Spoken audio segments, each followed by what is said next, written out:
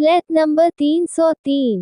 ये कहानी मनोज की है, तो चलिए मैं इस कहानी को मनोज की जुबानी सुनाती हूँ।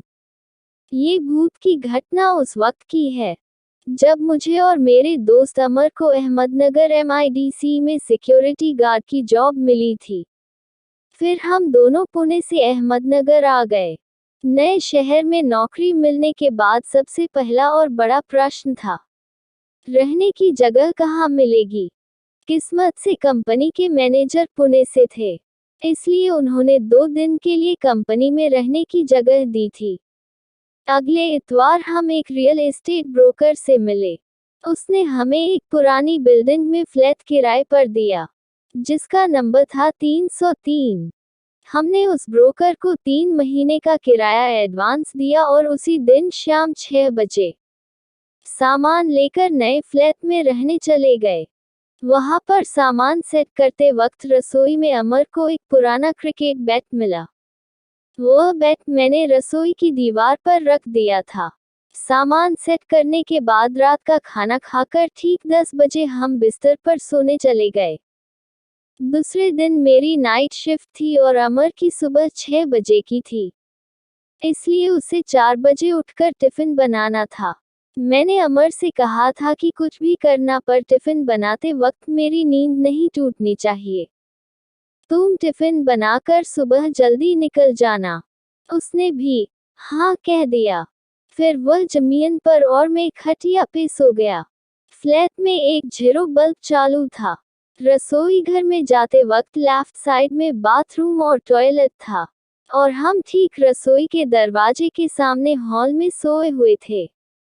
रात को अचानक रसोई में किसी के कूदने की, बर्तन और डिब्बे खोलने की आवाजें आने लगी। मैं नींद में ही बोला, इतनी जल्दी कैसे सुबह हो गई, अभी तो सोए थे। फिर मैंने अमर को आवाज लगाई, अमर, अमर, तू टिफिन बना रहा है क्या? आवाज थोड़ा कम कर भाई और मुझे सोने दे। उससे इतना कहकर मैं फिर से सो गया। उसके बाद फिर से उन्हीं आवाजों से मेरी आंखें फिर से खुली, पर मैं बिस्तर में ही पड़ा रहा। मेरी नजर रसोई की तरफ ही थी। जीरो बल्ब की रोशनी में धुंधला धुंधला दिख रहा था। मैंने देखा कि कोई रसोई से निकलकर बाथरूम में घुस गया। मुझे लगा अमर ही होगा। मैं उसी तरफ देखता रहा। 20 मिनट हुए लेकिन वह बाहर नहीं आया। मुझे लगा शायद तैयार हो रहा होगा। मुझे प्यास लगी थी। मैं खटिया के नीचे हमेशा पानी का बोतल रखता हूँ। वही लेने के लिए जब मैं झुका, तब नीचे का नजारा देखकर मुझे झटका लगा, क्योंकि अमर अभी भी नीचे जमीन पर ही सोया हुआ था। अब अगर अमर मेरे सामने था, तो बाथरूम में 20 मिनट से कौन घुसा हुआ था? ये सोचकर मैं डर के मारे कांपने लगा था। मैंने उठकर सबसे पहले लाइट के सभी स्विच चालू किए और घड़ी देखी। उस वक्त ठीक रात के 12 बजे थे। फिर मैंने अमर को उठाया और उससे पूछा, भाई तू अभी बाथरूम में गया था ना, तो तू बाहर कब आया? अमर नींद में ही आंख मलते हुए बोला, नहीं, मैं कहीं नहीं गया था। मेरी नींद अभी अभी तो तुमने तोड़ी है। तब मैंने जो देखा वह सब उसे बता दिया। फिर हमने पूरा घर छान मारा, पर हमें कुछ नहीं दिखा। बाद में अमर बोला कि मनोज, तुझे वहम हुआ होगा। खुद भी सो जा और मुझे भी सोने दे। कल सुबह मुझे काम पर जाना है। फिर जो हुआ था मैं भी उसे वहम मानकर सो गया। अगले दिन सुबह सुबह पुणे से हमारा गणेश नाम का एक दोस्त सरकारी बैंक का एग्जाम देने आया था, क्योंकि उसे अहमदनगर का एग्जाम सेंटर मिला था, और वह हमारे साथ ही रुका। उस दिन मुझे नाइट शिफ्ट में जाना था। हम तीनों ने रात का खाना होटल में खाया, और वहीं से मैं ड्यूटी पर चला गया, और वह दोनों फ्लैट पर चले गए। फिर जब मैं अगली सुबह घर पर लौटा, तब अमर और गणेश सामान बांधकर तैयार बैठे थे। वे दोनों बेहद डरे हुए भी लग रहे थे। मैंने दोनों से पूछा कि ये सामान क्यों बांध रखा है? अमर बोला, मनोज तुझे कल रात वहम नहीं हुआ था?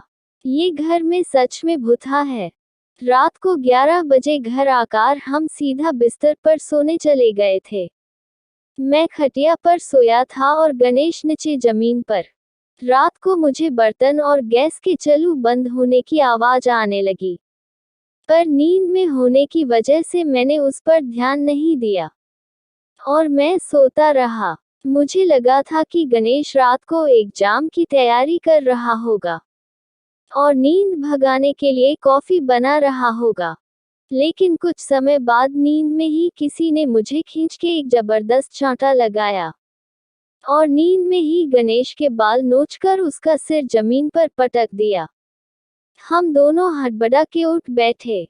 तब हमें झिरो बल्ब की रोशनी में किसी बच्चे की काली आकृति दिखाई दी। वह बच्चा हंस रहा था और हमसे पूछ रहा था, क्या तुम दोनों मेरे साथ क्रिकेट खेलोगे? बोलो ना, खेलोगे क्या? हम दोनों डर से थर थर कांप रहे थे, पर हम कुछ बोले या चिल्लाए इससे पहले ही वह भूत हमारे सामने तेजी से रसोई घर में जाकर वह क्रिकेट का बैट लेकर आया जो हमें मिला था। उसके बाद वह बाथरूम में घुस गया और देखो अभी तक बाहर नहीं निकला। उसी के डर से हम रात भर सोए नहीं हैं। रात भर हमने हनुमान चालीसा का पाठ किया और अब सामान पैक करके बैठे हैं। ये सब सुनने के बाद हमने रसोई में रखे हुए बर्तन और गैस वैसे ही छोड़ दिया और हॉल में जो सामान था वो सब लेकर कंपनी में चले गए। बाद में मैंने आसपास के पड़ोसियों से पूछताछ की थी। तब उन्होंने बताया कि वह बिल्डिंग बनते समय वहां पर एक बच्चे की ऊपर से गिरकर मौत हुई थी। अभी तक उस बच्चे की आत्मा वही भटक रही है। कभी कभी वह बच्चा आसपास और बिल्डिंग वालों को दिखता है और कभी कभी उसे देखने वालों को अपने साथ क्रिकेट खेलने को कहता है।